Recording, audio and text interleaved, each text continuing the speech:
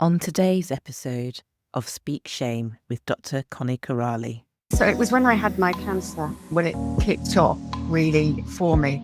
It was my oncologist that said, "How are you coping with everything?" And I went, "I don't think I am." There is always hope. There is always somebody around that wants to help you. Always. Hello, remarkable woman. I'm your host, Dr. Connie Kerali, medical doctor, life coach, and survivor of sexual violence.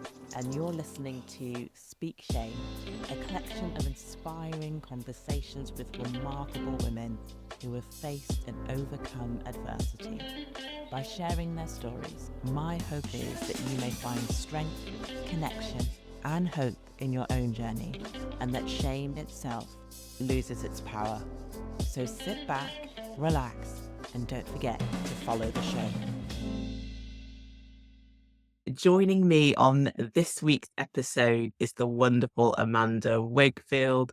Amanda is a certified high conflict relationship recovery and resilient life coach based in Luxembourg, where she's lived for over 27 years.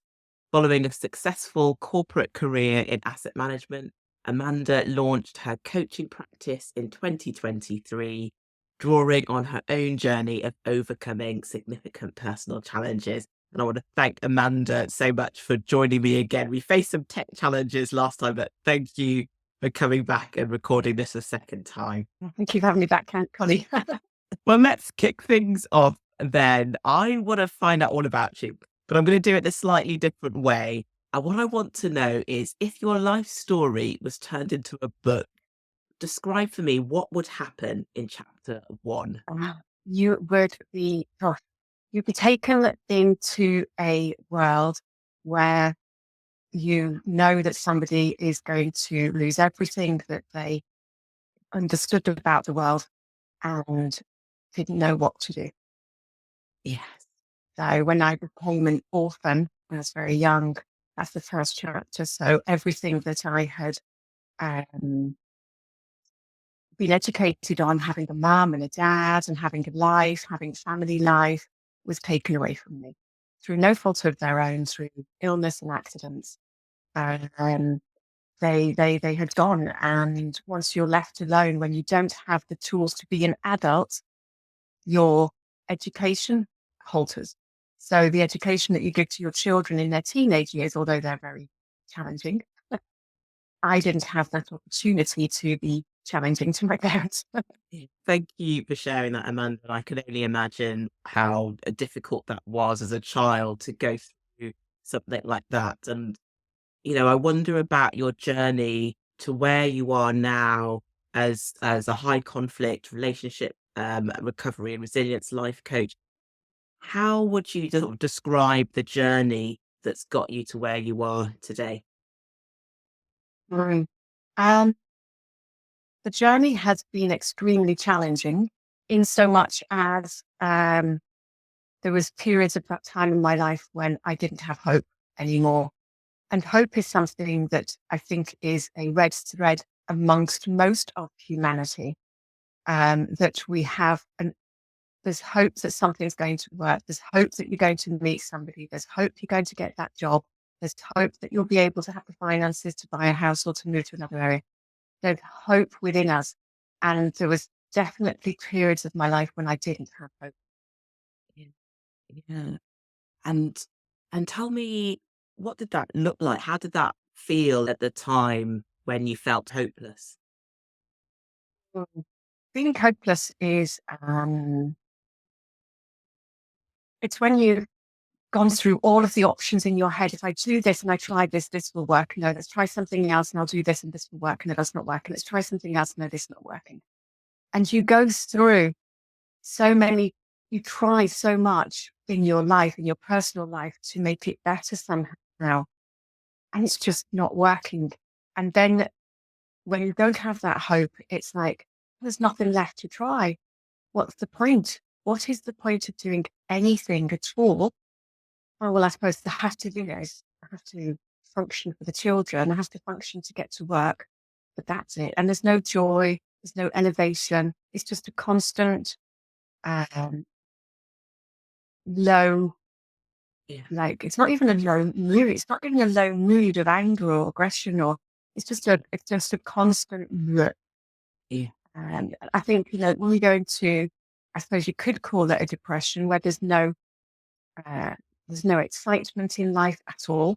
There's no looking forward to anything. There is just, I get up, I do, I go to sleep. I get up, I do, I go to sleep. And when Yeah. you're in that cycle and you're still looking for solutions, looking for a way out, make things better, it's exhausting. I can imagine. And I'd be interested to know what you felt was either the one specific turning point or lessons that you were learning along the way that helped you to find hope again. Really great question. I I looked at other people and thought, well, there must be more to life, number one. Um, I mean, the internet is a great thing. It shows the nice parts of people. Mm. But at the same time, it's like, oh, if they've got it, why can't I have it?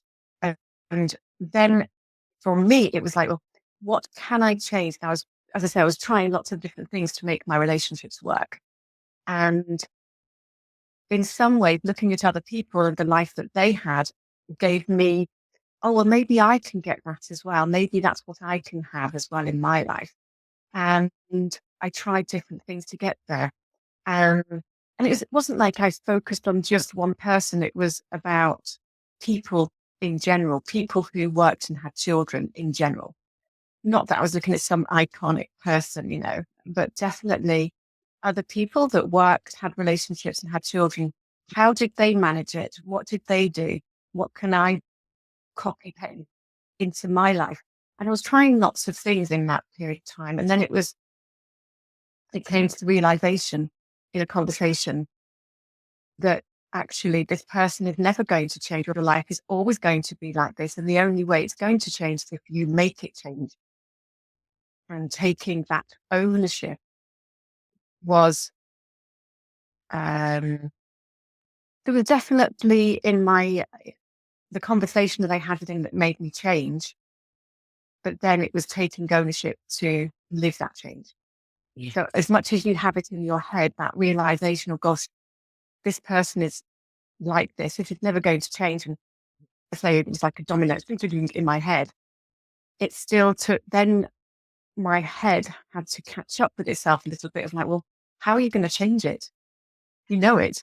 You can never unknow this now, this revelation that's just happened in your head. You're never going to unknow this information. What are you going to do with it?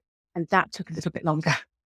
Yes. Oh, thank you for sharing that. And I really think that so many listeners will be thinking potentially in the similar situation where they're in a relationship where things aren't working out and they've tried lots of different things.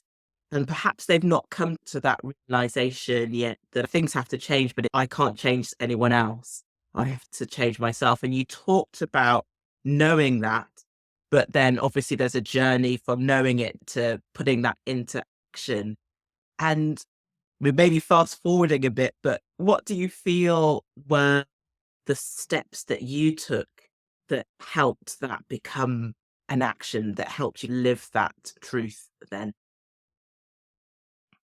Once I realized it, it was like, okay, they turn into weeks and weeks turn into months. And I was quite sick at the time as well. And I realized that if I kept on going in this, I was going to remain sick. Mm. And so I knew that I had to make a big, big change. If I didn't make a change, yes, I knew that I was going to remain sick. And because I was quite poorly with cancer at the time. And that was quite difficult, but it was also a huge motivator at the same time that because I was having these weekly sessions with the Centre de Cancer, and after about 4 sessions, it's about 4 sessions, I started to be so peaceful and calm inside of me. And that peace and calm was like, wow, this is me, this is you, that you can achieve this. So I don't think you can't achieve something because you've just achieved it. But it's not like a revelation. It's just sort of like, oh, that does exist within me. I can get there. And that gave me a lot of hope. You don't realize it at the time. It's only in hindsight you realize you see it coming back. But that's when I realized slowly, oh, okay, so you can find peace within you. You have the tools to be able to do this. What are we going to do to continue getting this peace in your life? You know, your relationship's going to have to end, which means that you're going to have to be financially independent. So let's work on this. So that's exactly what I did. Yeah, yeah, and such a beautiful way of summarizing that so that people can see. Obviously, everyone's path is going to be different, but that realization that you've got that within you, which then gave you that hope. And I wonder what life looked like leading up to that for you. You talked obviously about going through cancer treatment. What was your support network like? And were there people that you were able to confide in as to what was happening? Yeah. So um, my my husband's family were very supportive of me at the time, um, and still are today, actually. Although it went through a dip, it's come back. Um, and I also, my boss at the time was very supportive, very, very supportive, which caused jealousy in my husband, actually, because my boss at the time was trying alternative therapies with me, should we say, not to cure me, but to help me find peace, because he could see that it was absolutely chaotic for me. Um, and he came to my house and he did some different therapies with the candle waxes on my where the cancer was. Um, we both went to Paris and I had some acupuncture because at the time acupuncture in Luxembourg was actually wasn't available because to put needles in somebody you had to be a doctor. And doctor didn't want to do this, so it was very difficult at the time. So I went to Paris with somebody and had acupuncture done a couple of times. And all of this brought me into a world of, well, it's a huge world actually, when we say the alternative world, away from medicine, which is now proving to be even more substantial than just the traditional routes of medicine. And when we talk about, we know the people that talk about it and how stress and anxiety makes us physically sick. And this, although I didn't know it at the time, I just felt such calm, having these treatments done that I thought, even if it doesn't work, surely it's nicer on the brain if you're at peace. So it wasn't that I went into this trying to cure my cancer. I went into it because it gave me peace. Yeah, yeah, yeah. I think that sounds so lovely that you found that. And Mm. and, and it leads me on really to the work that you're doing today. How do you feel your story impacted the work that you're doing currently? Mm. So all of this has led me, into my coaching business, and I can bring the tools that I fumbled and found along the way. I can bring them into a structured program for everybody. So I can help people find their power again and say, because at the time that I was literally fumbling and finding things that were going along, now I can give to somebody and say, try this, this might work for you. Try this, it might work for you. I do a little bit of profiling on the person beforehand so I know if they are more artistic or more words or, people are visual, some are wordy, and then all the characters in between. So I know there's some tools that I might have which will suit their character because I've probably tried some of them along the way. So, and then I can recognize as well the cycle of how we go from recognition to claiming your power to moving forward. And it's not, of course, it's never just a straight line. And because we've all had different backgrounds and education, but then I can apply some learnings. And when somebody's telling me, oh, this, and this happened, and this was said, that was said, and I feel this way, it's like, okay, have you thought about it from this perspective? Would this help you? I've never thought about it that way. Okay, that's great.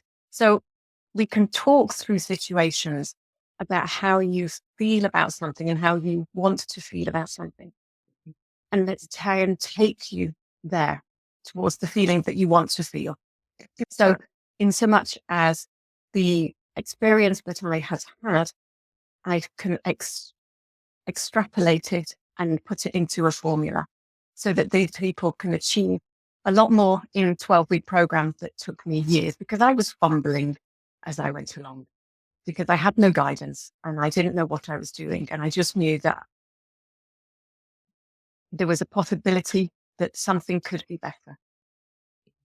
Yeah. And I think it's always great when we can use our own experience to go on and help others and make changes for others as well. And actually, at that point as well, I want to know if people are listening, how can they work with you? Also, I do a lot on LinkedIn on a daily basis because I mean, social media, Instagram and TikTok and everything, these are great platforms for exposure. But I find on LinkedIn I can write a little bit more in depth about situations and solutions, etc. So I'm on LinkedIn as Amanda Wakefield, Luxembourg. And I also have a website, so amandasbeyondcoaching.com. And also on my website, I post quite frequently, more or less every week or 10 days, I post a blog on there. And it's very in depth on the lessons I've learned, how I've been able to implement that into my life. And by the way, did you realize that? I think the very last one I did is, do you realize that when you're in grief? So I was grieving with my parents, but obviously back in those when I was so young. And that grief meant that I was vulnerable to the manipulation from these people. Because Yeah. when your brain is, when you're in grief, you're looking for emotional connection. You're looking for something else to fix the loss. And that's where you become open to manipulation, because Yeah. your boundaries are quite low because you are in grief. So I've written quite a long blog on that particular one. So there's lots of blogs in there, but some of the stories of my life may resonate with you. Um, so you can also contact me there. And I am on social media as well, but not as often as I am on LinkedIn. Okay. We'll put all of that into the show notes as well. And a few more things that I really want to get from you as well.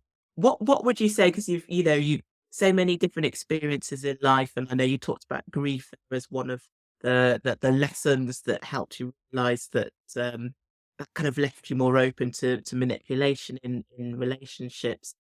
What would you say you would like listeners to take away from hearing your story and hearing about what you do? Mhm. Um, that there is always hope. There is always somebody around that wants to help you. Always. And even when you think you're at your absolute, there's no hope anywhere, there is. You can reach out. And I do actually have a pro bono coaching sessions as well. You can apply for pro bono coaching as well. Um, but know that there's somebody somewhere that wants to help you, and you can get out of this. And as difficult as it is, you do have to take some action from yourself and be brave in some respects, something that you probably never had to do before. But with somebody like myself or somebody else by your side, holding you, being your cheerleader, saying, you can do this, you can make your life better. So being a sort of mentor, cheerleader, and a coach in one, um, there is hope out there, and it's not completely vanished and gone. And sometimes just reaching out to somebody and saying, look, whoever it is, random stranger, even your your vicar, your long lost cousin, somebody, look, I'm at rock bottom, can you help me? Yeah. And humanity, humans want to help other humans. That's so lovely, and I think such a wonderful message for people to hear, particularly if they're going through similar things in their life, that there is always hope, and that that you talk about the bravery, the courage that is needed sometimes to take action, to reach out to someone, and actually that makes me think about in your situation when you were talking to other people how did you make that first step that I need help? What did it feel like for you, for people who maybe aren't quite ready yet? Do you recall how challenging that was to speak to Mm. someone? Yeah, so it was when I had my cancer, when it kicked off really, for me, in so much as they offered me they were, because when I was having, gosh, I think it was my oncologist and said, how are you coping with everything? And I went, I don't think I am. And he said, okay, there's, this organization who gave me a leaflet. He said, just give them a call. You never know what's going to happen. Just give them a call. So I gave them a call and was very practical. I have this cancer and I'm having this treatment and it's not in my country. It's in another country, blah, blah, blah. And they were like, okay, just come on in. And I was like, okay, when? And I sat with this lady and she said, so, just tell me about where you are, who you are. And out it all came. And it was just from the oncologist saying to me, how are you managing everything? And I am. Yeah, yeah. I was thinking that as well as the courage it takes for you to open up, I think there's the other thing here is the role of people who are willing to listen, and could have been a completely different scenario if perhaps they didn't ask you how you were. And so, for people who are listening and maybe aren't going through this, just also know that as well that power that you have to help others. And it's just wonderful to see what a difference that has made for you. And as we come to the end of this episode, I wonder if there's anything that you thought, "Actually, I really want to say this about my story, or I really want to tell you about this." Let me know, let the audience know. Um, gosh, with every challenge that you have in life, know that you have the tools within you to change it if you want to change it. If you feel within you, I think this is something that we are sort of educated to to desensitize our emotions, like to accept things that happen to us, and then we become desensitized to toxicity around us. Be that in the workplace, be that in the street. We see things happening in the streets all the time, or be that at home, and we become desensitized and say, "Well, it's just how it is. It's just how it happens." And we become desensitized and we start to lose our intuition or gut instinct, the one that screams out and says, hey, hang on a minute, is this right? Do you feel okay? And we become a bit desensitized to that feeling. And I would like to say to everybody, if you don't know what you're feeling inside, rate your energy levels when you get up in the morning. How do you feel? Because when we wake up in the morning, we should be energized for the day. And if we're not feeling energized, question everything that's happening. Is it your family, home life? Is it your drive to work? Is it your work colleagues? Is it your actual work? Rate your energy levels and work out what's draining you and fix that part. Because there's going to be and whatever it is, for sure, whatever it is going to be draining everything else. Because everything else is supporting what is the big energy drainer. So find out what's draining your energy. And then once you start to try and fix that, everything else will slowly fall into place. Oh gosh, that's such a good point, and I hope people are making notes. But if you're not, you can listen to this episode again. I love that. I think that's such a good idea, and I'm going to be trying that myself as well every morning. And I like to finish these episodes by finding out about remarkable women who have inspired you during your life. And, they can be well known women, they can be women that just that's absolutely fine. But if you could name just one remarkable woman who has inspired you, who would they be and why? But growing up, I think one of my biggest cons was Penelope Pitstop. I liked that she traveled around. She was not with a man per se. No, she wasn't ever. She had help along the way, but she drove her own life of where she was going to go. And I loved that. Also, I would say that Michelle Obama has inspired me over the past decade, most definitely with her grace, poise, and delivery of empathy to humans. It has been inspiring. And I also love Madonna, the drive of Madonna to test the status quo. I think as women, we have to keep on testing it. And um, it's ours for the taking when we are prepared to break some barriers, which can feel uncomfortable, can feel hard, and perhaps unachievable at times, but know that if you have a tribe of women around you, we can rise together and we can keep on rising and rising, because it's really a long way to go up there before we're finished. And I do like Madonna that she has pushed the boundaries. Love that. Oh, beautiful women, just to end on there, and all remarkable. Thank you so much, Amanda, for joining me today. And again, I really appreciate you coming back for the second time. You record this just as brilliant as the first. And so thank you so much. Thank you, Connie, for having me. Thank you for listening to Speak Shame with Dr. Connie Kerali, and thank you so much to Amanda Wakefield for being my guest on this week's show. Please take a look at the show notes for information on Amanda's social media handles so that you can connect with her. If you'd like to join the community, head over to @Dr. Connie Kerali or @Speak Shame on Instagram, or join the private group Speak Shame with Dr. Connie Kerali on Facebook. And finally, don't forget to subscribe to the podcast to get a new episode every other Thursday. Until next time, take care.